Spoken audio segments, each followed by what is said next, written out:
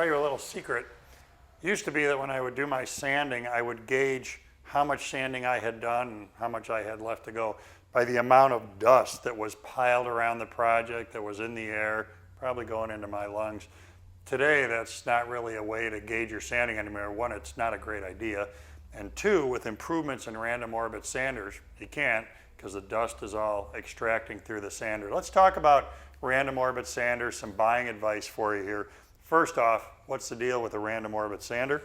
Well, what we've got here is a disc, which is going to spin, but it's also going to oscillate. So it does create this random pattern, hence the name. And it's also sometimes called a dual action sander, or a DA, because of that random motion, that dual action motion that it makes. In fact, this particular one reminds me a lot of the pneumatic, the air-driven DAs we used to use all the time when I was running a commercial cabinet shop. Things to look for. One thing I really like on this one is its low profile. What that brings to the table is that if I've got a project that's already complete that I'm sanding, a low profile sander like this is going to be easier to get into tight spots. So for instance, between shelves on a bookshelf, into nooks and crannies of a project. The other thing the low profile does is it helps reduce the top heaviness of a sander. That's going to help make sure that you can keep it nice and flat on your work so that it's not tippy. Another thing to look for, it's great if you can touch and feel a lot of different sanders, and look for a lightweight sander, especially if you're going to sand a lot of vertical surfaces. So think about, you build a kitchen full of cabinets and you're going to sand all of those case sides. If the sander is big and bulky, that motion is going to get old really fast. The other thing with the lightweight, let's do a little sanding on this one, is the ability to work around contours.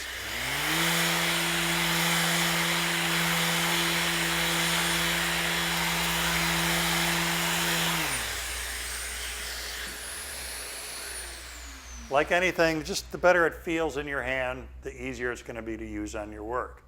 Another great feature is variable speed. Let's power this one through. The high end, low end, back to the high end. One way to use that, this is a good example. I'm sanding a piece that's got veneer on it. If you're a little apprehensive about maybe sanding through the veneer, you could lower your speed, take material off a little bit more slowly to sneak up on that final setting, making sure you don't go through the veneer. Now let's go back to this dust collection idea. You might notice that when I kick this on, a vacuum is running. That's called a tool actuated vac. That's a great way to protect your lungs. If you don't already know this, if you're not sensitive to dust today, doesn't mean you're not going to become sensitive, because it's something that exposure to dust increases. So let's keep dust out of the air. Let's keep it out of our lungs. The way to help that protect yourself is to use what's called a tool actuated vac.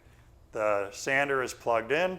When the sander runs, the vacuum runs, and then the vac cycles a little bit after I shut off the sander to clear the line. The other thing that helps my dust collection is Netid sandpaper. So with this, it is drawing the sawdust right through the paper, and no, you can't see holes because the sandpaper itself is kind of like mosquito screen, but finer.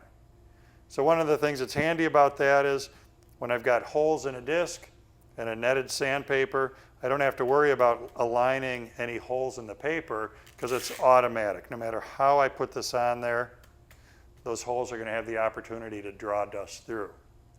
Hook and loop paper makes changing from grit to grit very, very easy.